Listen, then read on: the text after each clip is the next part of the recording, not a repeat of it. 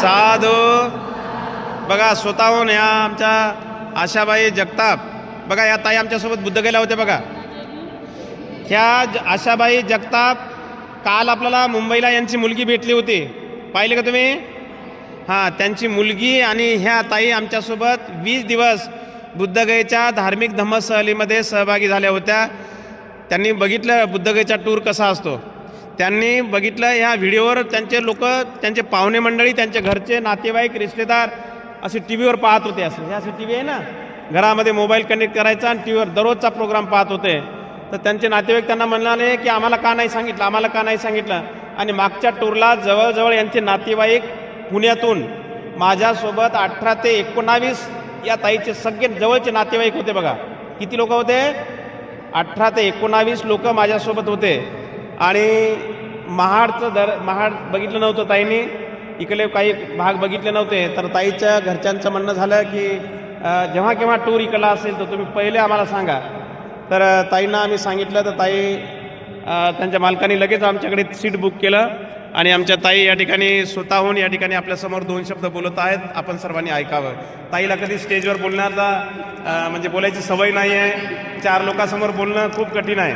लक्षामध्ये ताई 4 लोकांसमोर कधी उभे राहून बोलल्या नाहीत, त्या स्टेजवर तर अजिबात बोलल्या नाहीत. तर ताई काय बोलतात ते बघूया. मला काही बोलायचं नाही, मला हे सांगायचं आहे की ह्या टूरमध्ये सगळ्यांनी गेलं पाहिजे. आणि हा तर 5च दिवसाचा टूर होता, तर तुम्हाला अनुभव तर आलेच असेल, पण बुद्धगयाच्या टूरमध्ये जा आणि ह्या टूरचा अनुभव घ्या. मागच्या वेळेस मी आणि माझ्या मुलीने घेतला आणि आपल्याला सांभाळून नेणारे तसं तर आपल्याला काथार दादा आहे, त्यांची सोबतची टीम आहे, ते आपल्याला वेळोवेळी जेवण देतात, आपली देखरेख करतात, भंतीजी आपल्याला सांभाळून नेतात. आणि सगळ्यात महत्त्वाचं सांभाळून आणणारे संतोष दादा आहे. तर त्यांना आपण सगळ्यांनी फुलहार तर नाही आणले हे का नाही, विसरलो आपण आणायचे. तर आपण काय करूया, सगळ्यांनी 50-50 रुपये करून त्यांना आपल्याकडनं बक्षीस म्हणून देऊ. साधू साधू साधू साधू. जय भीम. जय भीम. हां, इंदुबाई इंगळे ह्या स्वतःहून या ठिकाणी बोलत आहेत. बघा हां, आई बोला. माझ्या इथं मी माझ्या मुलाच्या इथं आधी औरंगाबादला संभाजीनगरमध्ये मुलगा राहतो. माझा मुलगा राहतो ह्या काही खराब काही मावशी माझ्या इथं आल्या, त्यांनी सांगितलं माझ्या मुलाच्या इथं त्यांनी सांगितलं की तुम्ही चलता का टूरला, तुम्ही जाणार आहे, आमची तर इच्छा आहे पण आम्हाला सोबतीच नाही कोणी. पण मी म्हटलं ठीक आहे, म्हटलं येते, म्हटलं मी तुमच्यासोबत. माझ्यामुळे या आईंनासुद्धा लाभ लागला या टूरचा. मला पण याचा आनंद खूप झाला. या सहलीचा आनंद बघून मला इतका आनंद झाला का खूप, कारण मी 2 वेळ बुद्धगयाला गेलेली आहे, पण असा आनंद मला कुठंच मिळालेला नाही.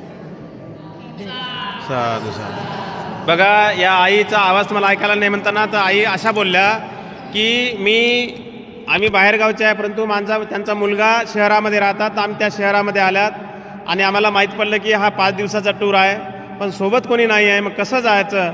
परंतु आम्ही भंतीजीवर विश्वास ठेवून आम्ही भंतीसोबत आलो. तर आम्हाला खूप चांगलं या ठिकाणी आम्हाला चांगलं वाटलं. 5 दिवसाच्या टूरमध्ये आमची व्यवस्था चांगली केली, आम्हाला सांभाळून आणलं. आणि आई म्हणतात की मी 2 वेळ बुद्धगयाला गेलो होतो, परंतु आम्हाला असं वातावरण मिळालं नाही. म्हणून आईचं म्हणणं आहे की आपण या टूरला आलो तर आम्हाला खूप वेगळा आनंद मिळाला आणि सर्व ठिकाणं आम्हाला दाखवले, बघता आले, असं आईचं म्हणणं होतं थोडक्यामध्ये. तर पुढे आपले शंभरकर साहेब येत आहेत स्टेजवरती.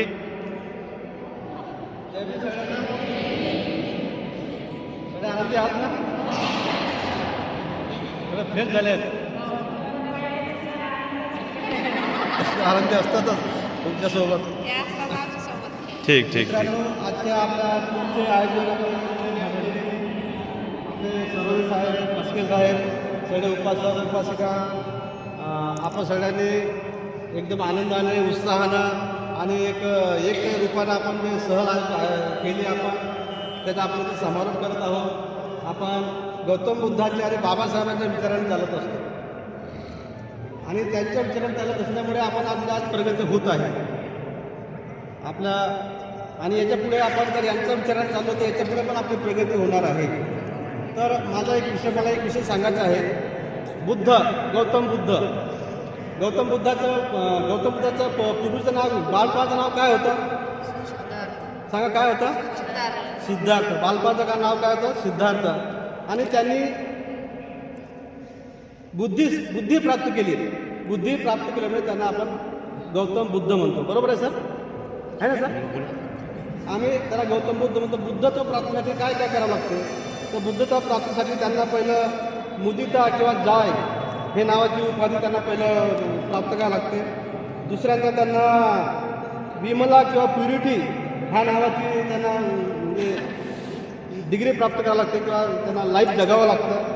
त्यानंतर थर्डमध्ये त्यानंतर ब्राईटनेस किंवा प्रभाकरी नावाची ते हे असते लाईफ त्यांना जगावं लागतं. त्यानंतर चौथं लाईफ आहे त्यांचं आर्चिस्मती किंवा इंटेलिजन्स ऑफ हायर हे त्यांना लाईफ जगावं लागतं. त्यानंतर फिफ्थ लाईफ असते त्यांचं सुदोर्जया किंवा डिफिकल्ट टू कॉम्पेअर हे त्यांना डिग्री प्राप्त करायचं लाईफ जगावं लागतं. त्यानंतर सिक्समध्ये आहे अभिमुखी.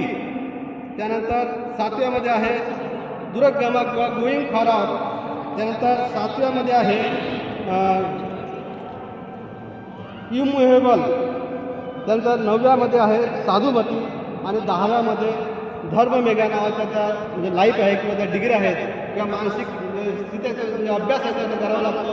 आणि त्यानंतर 10 पारमितांसुद्धा त्यासोबतच 10 पारमितांसुद्धा त्यांना ज्ञान पाहिजे किंवा त्यांना जगलं पाहिजे. अशा प्रकारे बुद्धत्व प्राप्ती किंवा अशा प्रकारे जो माणूस बोधिसत्व अशा प्रकारे डिग्र्या किंवा ज्ञान प्राप्त करतो त्याला हा बुद्ध म्हणतो. अशा प्रकारचा आपण सगळ्यांनी प्रयत्न करावा त्यात अशी मी विनंती करतो. माझे 2 शब्द लक्षात आहे. साधू साधू. हा बुलढाणा जिल्ह्यावरून सिंदखेड राजा इथून आलेले आमचे विठ्ठलरावजी मस्के बाबा या ठिकाणी आपल्या समोर 2 शब्द बोलणार आहेत. मी बाबांना या ठिकाणी स्टेजवरती पाचारण करतो. विठ्ठलरावजी मस्के.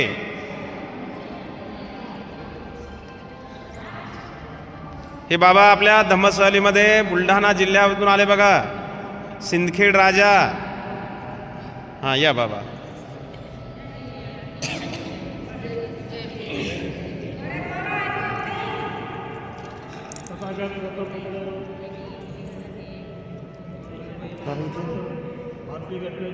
बाबा इथे बा इथे.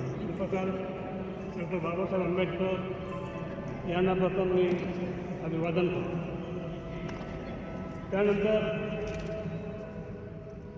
पूजनीय भंतेजी यांनी धम्मसहलीचं आयोजन केलं आणि त्या धम्मसहलीमध्ये आमच्या पळसखेड मलरगावच्या 14 उपासिका यामध्ये सामील झालेल्या आहेत. त्यांनी हे धम्मसभा आयोजित केली म्हणून ग्रामीण भागातील महिलांना घरातला व्याप सोडून आपले जे महत्त्वाचे ठिकाणं आहेत त्या ठिकाणाला भेट देण्याची संधी भंतेजींनी उपलब्ध करून दिली आणि म्हणून मी त्यांचेही आभार मानतो. साधू साधू साधू. आणि आमच्या पळसखेडच्या महिलांनी सूचित केलेलं आहे की भंतेजीने जर बुद्धगयाची सहल जर आयोजित केली कधी तर आम्ही सहभागी होऊ. आणि म्हणून यांच्यामुळे या सहलीमुळे आपल्याला रायगड, महाड, वनंदगाव इथे जे आपण जे धार्मिक स्थळांचे भेटी दिल्या त्या भेटीमध्ये प्रत्येक स्थळाचं त्यांनी धार्मिक महत्त्व आपल्याला पटवून दिलेलं आहे. आपण पुस्तकात वाचलेलं आहे परंतु आज प्रत्यक्ष आपण ते ठिकाण ते पाहिले नव्हतं. ते ठिकाण आपल्याला पाहण्याचा योग संधी भंतेजींनी आपल्याला उपलब्ध करून दिली. त्याबद्दलची माहिती त्यांनी उपलब्ध करून दिली. मग आपल्याला सविस्तर माहिती सांगली आणि ते सहलीचे कुशल संयोजक आहेत. त्यांनी बौद्धगयासारख्या सहली त्यांनी आयोजित केल्या. बाहेर देशातही त्यांनी सहली आयोजित केल्या. थायलंड, श्रीलंका या ठिकाणी त्यांनी आपल्या उपासिकाला सोबत ठेवलेलं आहे. आणि म्हणून मी प्रथम या सगळ्या आम्हाला जी संधी उपलब्ध करून दिली त्याबद्दल मी बंदेजीचे पुन्हा एकदा आभार मानतो.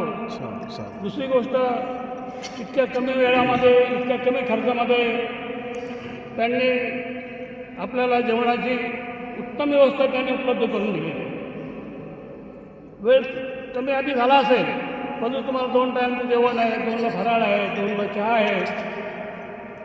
म्हणजे इतक्या कमी खर्चामध्ये प्रवासही घडला आणि खाण्यापिण्याची त्यांनी आपली उत्तम व्यवस्था केली.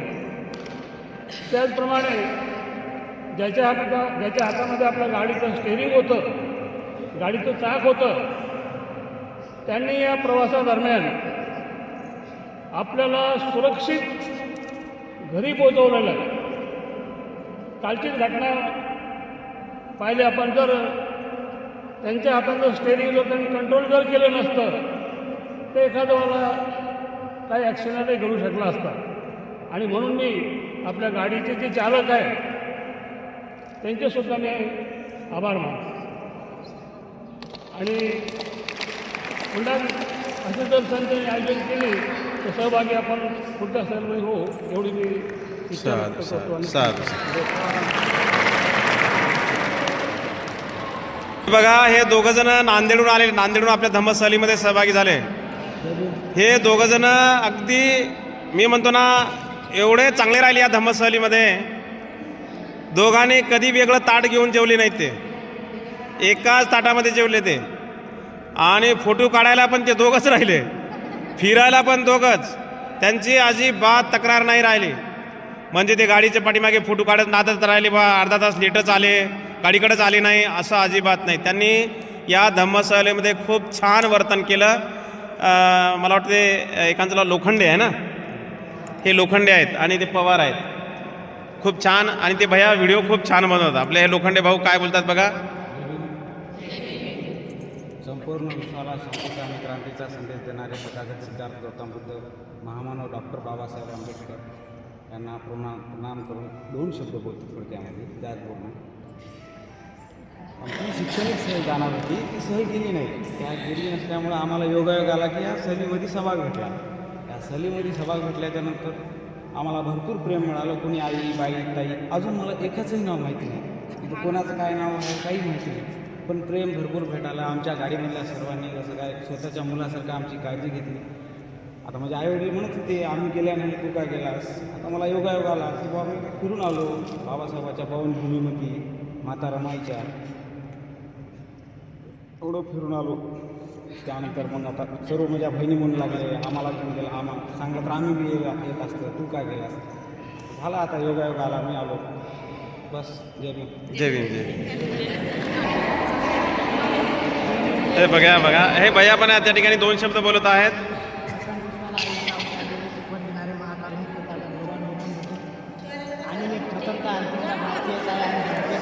तुम्ही शांत राहिले तर त्याचा आवाज येतो बरोबर. अखंड विश्वाला अहिंसा व शांततेची शिकवण देणारे महाकारुणिक तथागत भगवान गौतम बुद्ध आणि मी प्रथमतः अंतिमतः भारतीयच आहे आणि भारतीयच राहणार असं म्हणत ज्या महापुरुषांनी भगवे, हिरवे, निळे, पिवळे असे सगळे झेंडे बाजूला सरवून तिरंग्याला सर्वच स्थान दिले ते भारताचे महान सुपुत्र विश्वरत्न परमपूज्य डॉक्टर बाबासाहेब आंबेडकर यांना मी प्रथमतः त्रिवार अभिवादन करतो. आणि या सहलीनिमित्त मला जे अनुभव आला ते सांगतो. मेन गोष्ट म्हणजे मला बहीण नाही, 2 बहिणी मिळाल्या. आणि दुसरी गोष्ट आईचं प्रेम म्हणजे आता आई कॉल करते कसं आहेस काय नाही म्हणून विचारते, पण ते पण म्हणजे आमच्या गाडीत लावा एवढा खतरनाक खतरनाक. मला काय वाटलं आधी, मला काहीच करमना वाटलं. नंतर आम्ही डान्स केला, गाणे म्हटले, खूप काही एन्जॉय केला. आणि भंतेजीचं पण खूप खूप आभार. म्हणजे असं काही वाटलंच नाही कधी, म्हणजे परके हातून वाटलं नाही, घरच्यासाठी फॅमिली टाईपचीच वाटलं.